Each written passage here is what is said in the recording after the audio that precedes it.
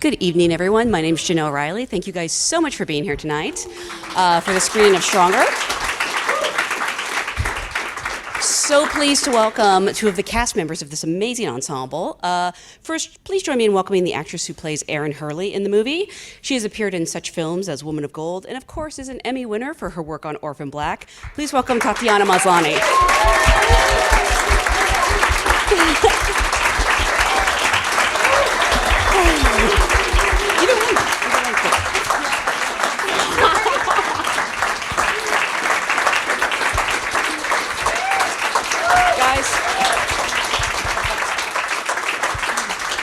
I hate to cut off anyone's applause, but we are on a schedule here.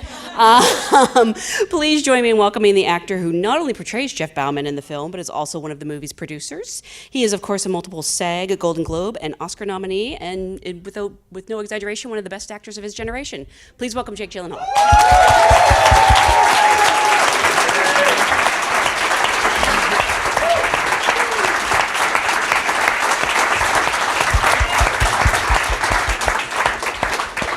Thank you guys so much for being here. Congratulations on a beautiful film. And is it okay to say very funny film? There are like, I try to tell people that this is funny and they think I'm insane.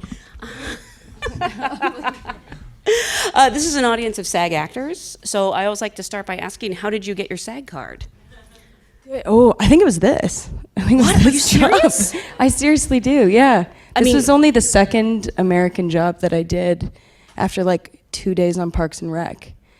I think. Maybe I'm lying. No, I that think could be was, right, because that would have been AFTRA, probably. Yep. Wow. That's amazing. So thanks, well, Jake. welcome. Thanks for that. If you, you can actually go right downstairs and pay the dues. There's a desk there. Well, I'm fully paid. I'm fully paid. For you? I was 11, and I did this film, City Slickers. Oh, right. Yeah. And yeah, that was it. I was 11. You're Billy Crystal's son in that? Is that Before right? braces. That was what I had my SAG card before I had braces.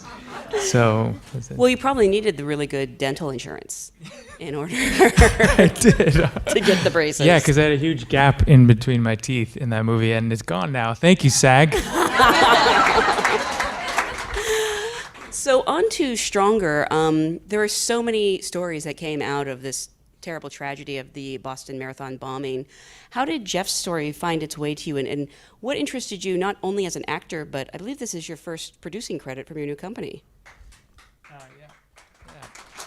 Thank you. It's the first movie that the company produced. Yeah.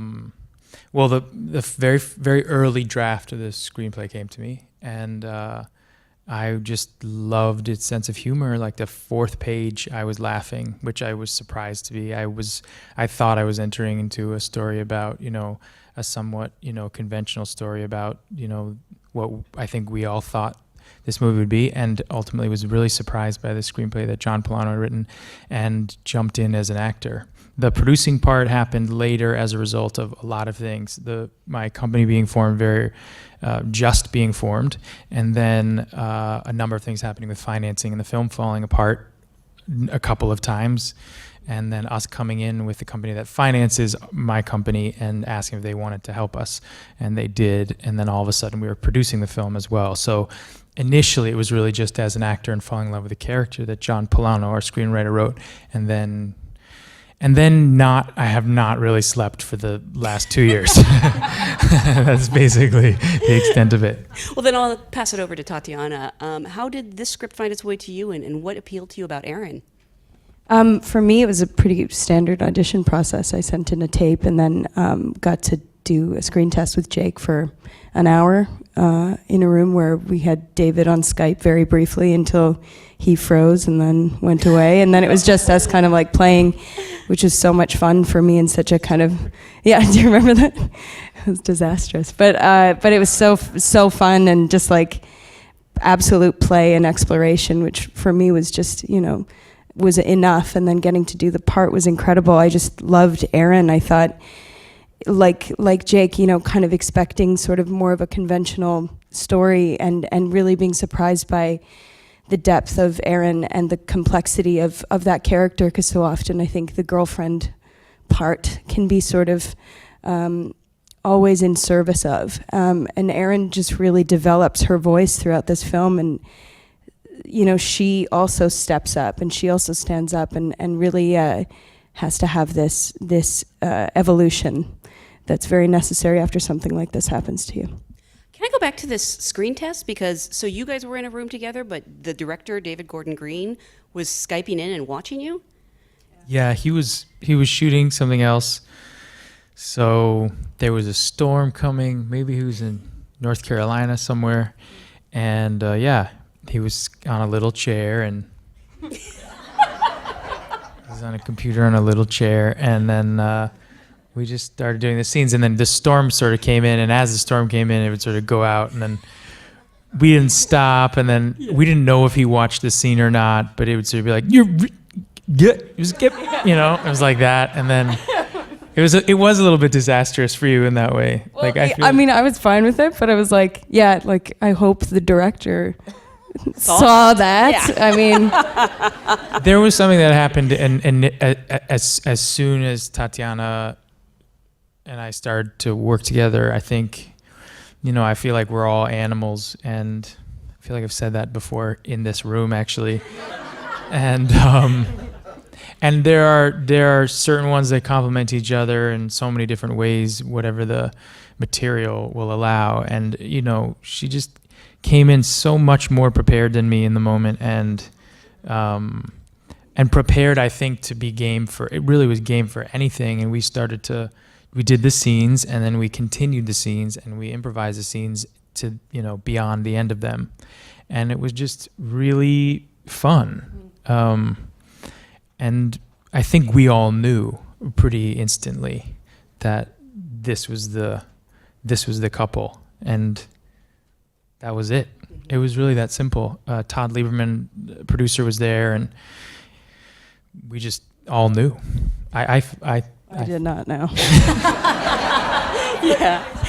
Everyone knew except the person that it probably matters the most to. Yeah. You knew like a couple hours later. Later, maybe. Yeah. Okay. Those are a tough couple hours, though. Because the movie does hinge so much on the chemistry between Jeff and Erin. Had you guys ever met before, or was that chemistry pretty instantaneous? Yeah. No. Mm-mm. But it is that, like, I don't know, you work with somebody like Jake who's done this immense preparation for the part and all of this research, and John Polano's written this incredible script where he's done all this work as well.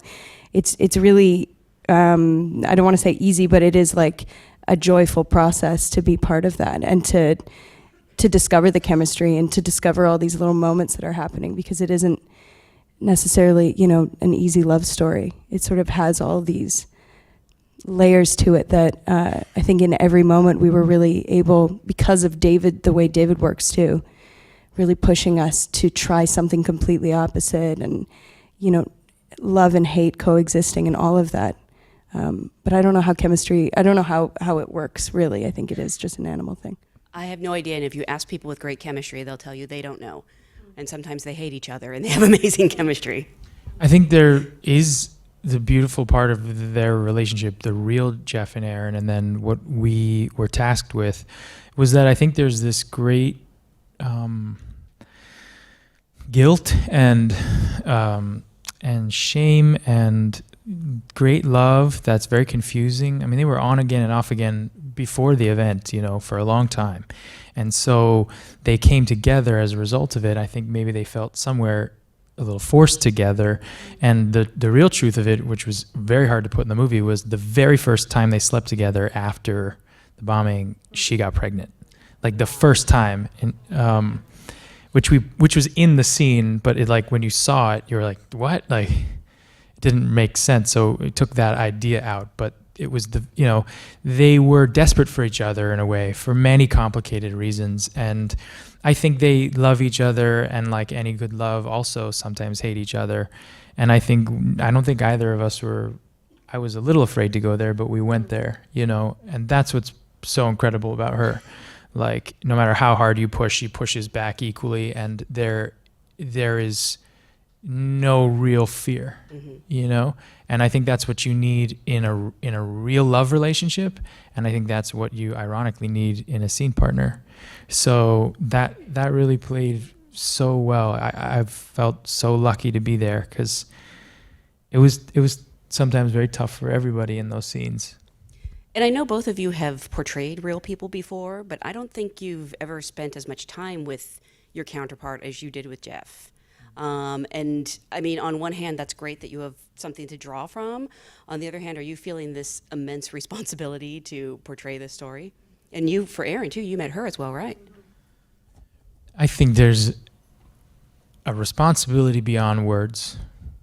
This movie is extended, for me at least, outside of the fictional world in which we created into the real world. I mean, I talk to Jeff every day.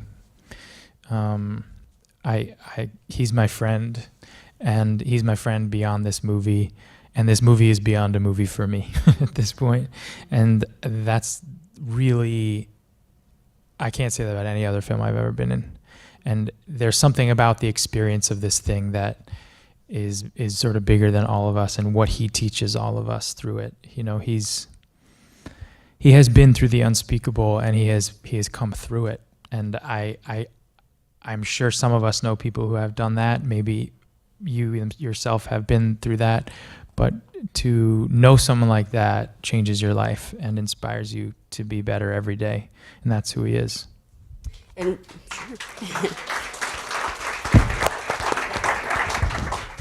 And I have to imagine, Erin, I'm hoping she was an Orphan Black fan, was probably really stoked you were playing her. Erin was awesome. She was so supportive of it, of the whole process, and I think I can't imagine how strange it would be for, you know, your most kind of intimate, complicated moments being up on screen, portrayed by somebody else. But she was always so generous with me and giving me time and kind of her story and her energy, and I felt also a massive responsibility to her, because I, you know, all the questions for me when I met her were kind of reflecting back at me, like, how would I deal with this? Could I actually do this? Could I be as brave as she was in this moment? Could I stick through this in this moment, you know? And I don't know. Those are, you know, questions that I think the movie poses as well. But for me, it was getting an essence off of her. And that's something that through the running and through everything sticks with me after the film. Like, I just don't, it was not an easy one to kind of step away from by any means. What other sort of preparation did you do for this role? I mean, I just think physically, I can't even imagine what you had to put your body through to pull off something like this. I mean, the thing about this movie is no matter what you do in preparation, it is incomparable to the real thing. So there's just this sense of fraudulence no matter what you're doing. I think that my favorite line is this line that Ang Lee said somewhere. He said that we pretend to get closer to the truth, which is just what I felt all the time. But then every time I would be with the real human being, I just felt like all my research would sort of just crumble in front of me. And that was how it felt. It was like I had gathered up all this information and I was ready to go. And then we'd hang out and I'd be like, oh, fuck. And it would just sort of not be comparable. But yes, there's an enormous team. You know, his doctors and nurses, I spent a year with Jeff before we started shooting.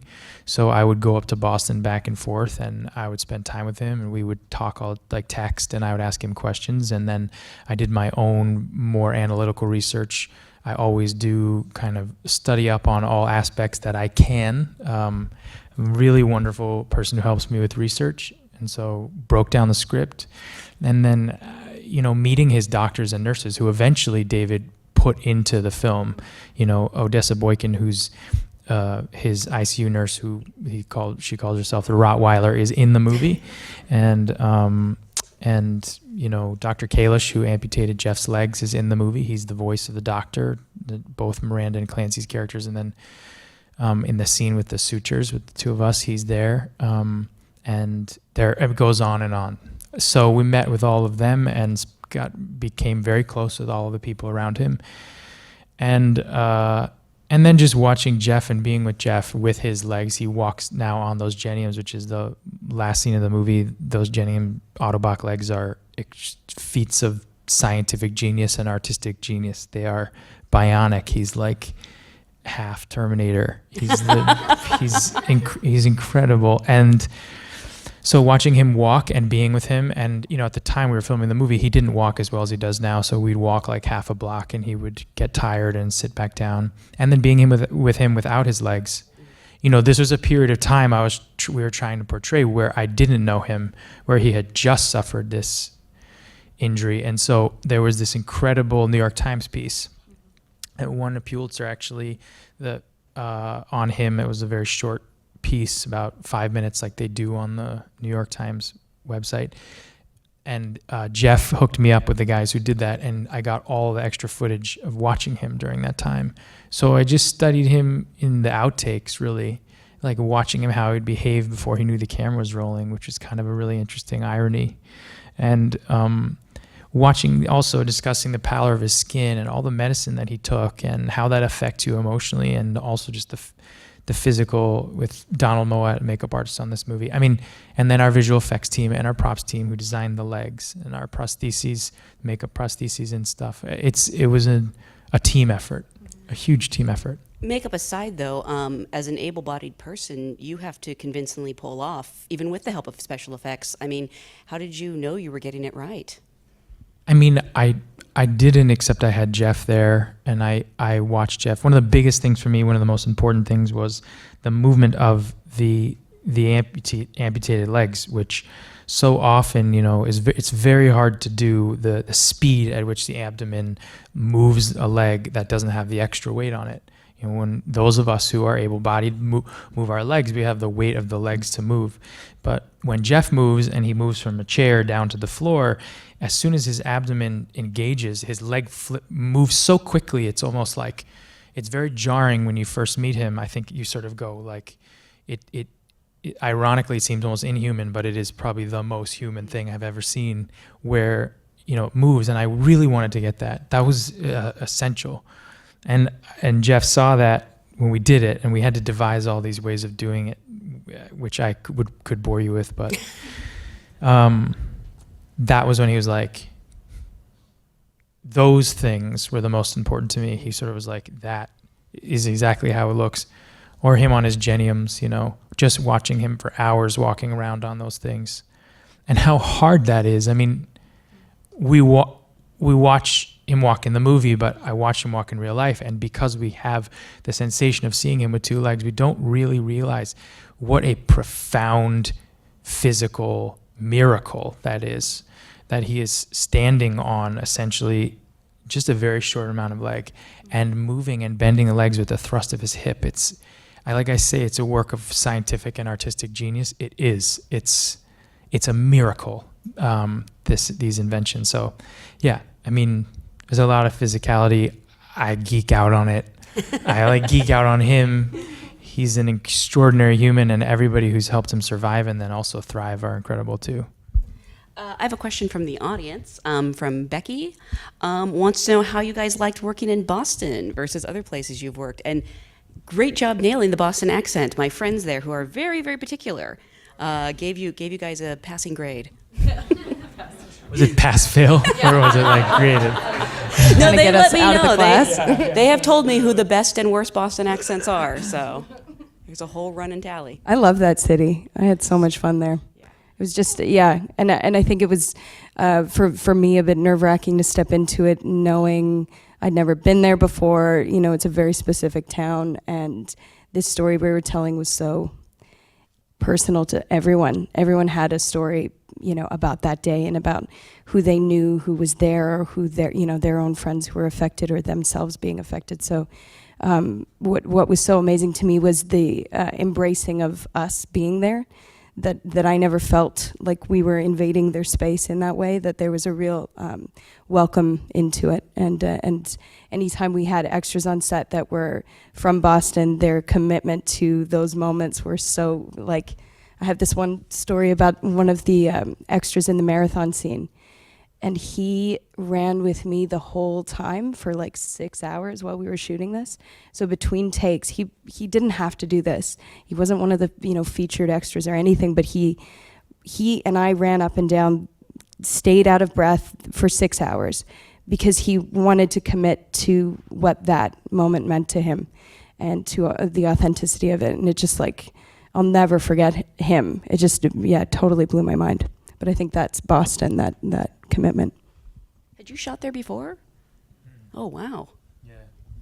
I mean, I grew up sort of, my closest friends, strangely, my three closest friends all live in it or grew up in and around Boston. And I grew up going summers like in and around the Cape. So that area means something else to me. But I was also very surprised at how sensitive everybody was. Not surprised, but I think, you know, there was a real sensitivity, but I think, you know, we were very nervous about shooting there. We were nervous about how people would feel about it, but, you know, we had to shoot that Bruins game. That was the first day.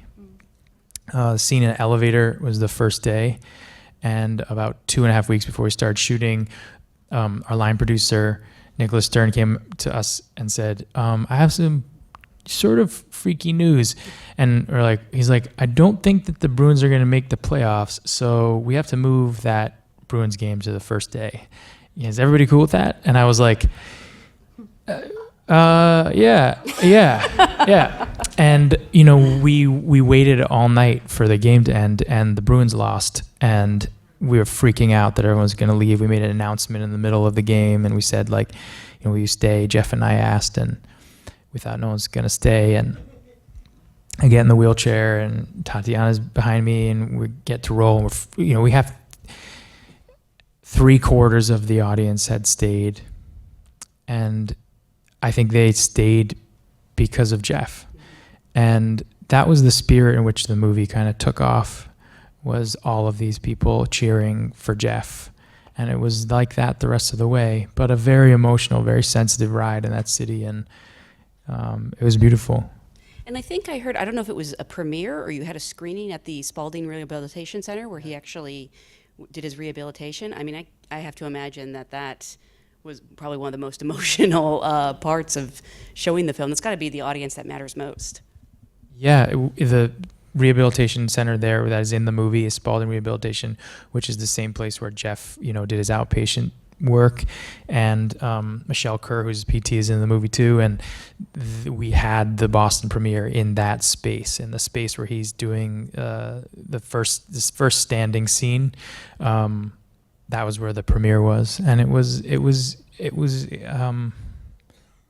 extraordinary. You know, this whole thing. It's just, you know, it's a blessing to do what we do, and it's even more of a blessing to get to meet people who do real jobs, and who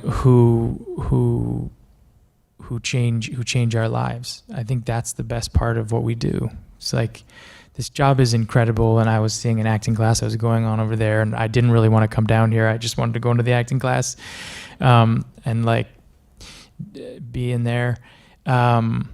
But it's the people that we meet, and it's the interactions that we have that make all of our lives what they are, and that's what our job lets us do. And my God, this movie is filled with the most incredible people.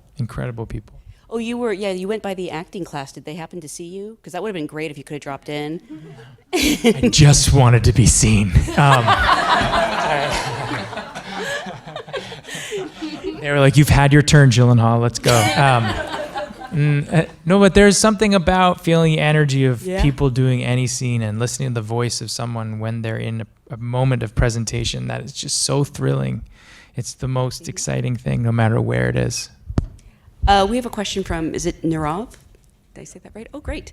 As creatives, we go through a journey or learning process through each project. What did each of you learn about yourself through the journey of Stronger? David does this amazing thing that, in theory, being from an improv background, I should have been like, yeah, totally, but really brought up a lot of fear in me, in that he really flips everything on its head and will throw things at you in a moment that logically I struggled to process, and so my brain would get in the way sometimes of my body's instinct, or just diving in to a moment. He just whether it's like a bizarre line that he throws at you to kind of like dismantle you and sort of like put you off kilter, or tells you to do something that you're like, but why would I do, you know? But I think he really does it to keep you in a place of constant like off kilter play and openness. And for me, even though I come from such an improv background, I did get afraid in those moments. And so it was just a good thing to clock that, you know, as prepared as you are, it's still every time I go to work, it's like I learn something and I get thrown into a different situation that I'm not predicting. So, yeah. I think that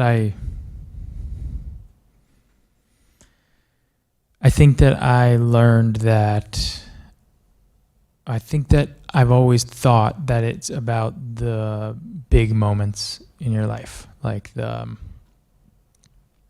moments where, you know, you get the job that you've always wanted, or you get the relationship you've always wished for, or you hope for that. But I think what I realized about this movie is that life and living is about those little tiny moments, and those are the triumphs.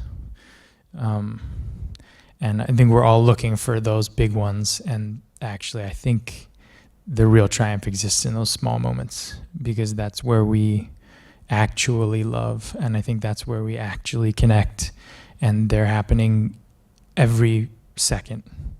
And that's what I've taken away, because I think I thought that you had to be great at what you do, and you have to be perfect at what you do, and the truth is that you have to just show up, and you really do, and you just have to be there in the teeny tiny moments that seem mundane. And that's a lesson for the work, and it's just a lesson for life, and it's everything.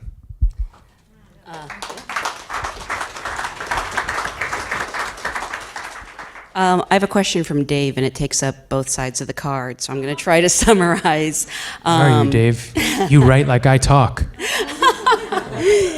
I'll actually give you this card afterwards so you can read the whole thing, but he wants you to know that the work you're doing is inspiring to watch as an actor.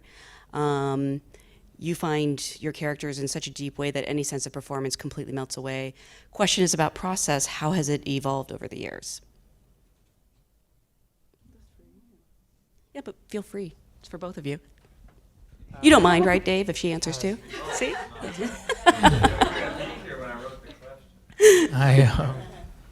How has the process evolved over the years? My God. I think there's I started, like I said, I got my SAG card when I was 11 years old. So I think there's and I'll always say about working with kids, most kids that haven't been like finely tuned or forced to do something that they don't really want to do are like truth tellers in the way that they're just barometers for bullshit, you know? It's just like they're alive, and they're going to call you out in the moment. And I think when you start that young, you probably have stuff like that as we get older, we have to cultivate, and we have to work through discipline and preparation. And I think for me, I thought I had it all solved a couple years ago, and I was like, I spent 8 years preparing for a role, and that's the only way to do it. And I think I realized more that every organism is different, and that you must listen to what that thing is saying, and you can't force anything. And I also think that we as who Dustin Hoffman said when I worked with him when I was a long time ago, I remember him saying, like, you don't really have to do much, you just bring your history with you. And I think that's sort of what I'm learning that's how the process has evolved, is stillness. There's a great power in stillness. My brother-in-law came to see me on a show a few years ago, and it was in previews, and I asked him, my brother-in-law is an actor, Peter Sarsgaard, who's You may a have heard of wonderful him. actor. Yeah, my sister married good, and he married better. But there's he said to me, I was working with a wonderful actress, Ruth Wilson. She's extraordinary, probably one of the best stage actors in a lot of ways around. And he came back and I said, "Do you have any notes for me?" He has the best notes, and he said, "Yeah." He said, "There's two things. There's power in stillness." And I was like, "Okay." "And don't let her upstage you."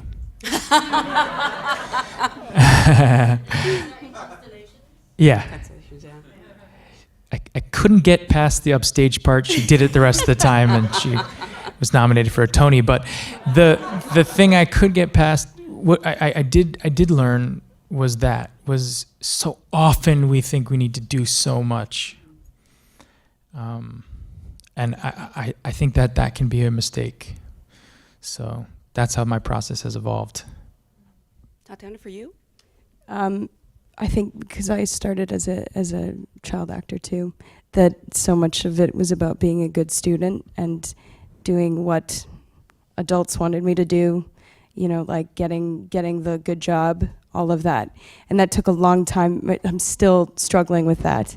But for me, it's now about following, and I'm embarrassed even saying it, but like following the embarrassment, following where I go, I don't want to do that, where my guts start to shake and my heart starts to pound, and it's like, it could be being still, or it could be doing something that is so massive that I would just be like, oh God, that's such huge acting, but like following those things and trusting that the embarrassment is temporary, and that it might open up a whole world of the unknown on the other side, and that's the thing I really am excited to start diving into, and it's very hard because everything wants to control, and everything like in me wants to be good. So yeah, just on set, in rehearsal, whenever, just following socially, even following the embarrassment, trying to do that. You mentioned you talk to or text Jeff pretty much every day. Will you tell him that you were here and that all these people send their best? Should we try and FaceTime him real quick? Oh shit, where's my phone? Do you have my phone, Jordan? Sorry. I think my phone's in my jacket. Let's FaceTime him. He won't pick up. Hold on. And then he'll see what he's missing.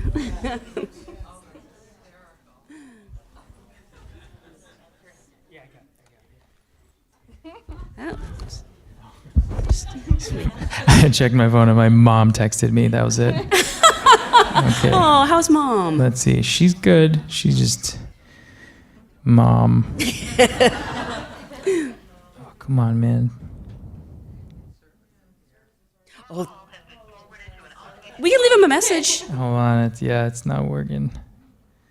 Oh, it is fucking classic Jeff. Well, it's also, I think, midnight. Okay, let's leave him a message then. Oh, wait. Am I... It's whatever. Okay. It's fine. You can get his number. It's fine. It doesn't matter. Give him a call yourself. Everyone call him personally Oh, later. Everyone just say, hi, Jeff. Oh, you're FaceTime. I'm trying to FaceTime her. Jeff. Hi, Jeff. Jeff. Oh, sorry, Jeff,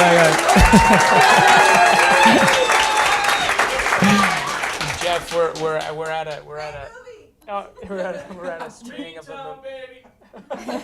We're at a screening of the movie, and we all wanted to FaceTime you, but you're fucking busy. You're probably. It's also 12:30. Yeah.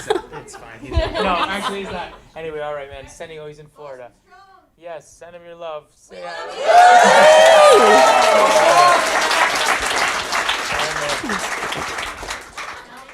Yeah, he's actually in Florida right now because he's Oh, getting really? refitted for his sockets for his legs. So, Oh, wow. Yeah. Hold on, I'll show you a really cool picture. He sent. And now that we all have his number, feel free. I want to show you you won't be able to see it, but there's a really cool picture that he sent me yesterday of Nora. Oh my And God. there, you can hardly see it, but he's getting refitted and she's helping him get refitted for his sockets. Oh my Yeah. God, how adorable. Every time I text him and I ask him how he's doing and if he's having a rough day, he sends me a picture of Nora and he says, I got her. Yeah. I said the other night about him, in a speech about him, I said that he couldn't show up because he was getting his socks refitted because he had sores on his legs because he's been walking so much more than he normally does and because he's lost some weight. So the sockets are normally, fitted perfectly, but they've been rubbing against his legs. And we were in Rome. He's been working so hard for this movie. It's crazy. And I said he had sores on his legs, and he wrote me, thank you for the kind words. Should have said ass blisters. So that's that's sort of him in a nutshell. There's no way we're going to top ass blisters. Nope. So I just want to remind everyone to please spread the word about this movie. You can still see it. Thank you so much for being Thank you, here. guys. Thank you, guys.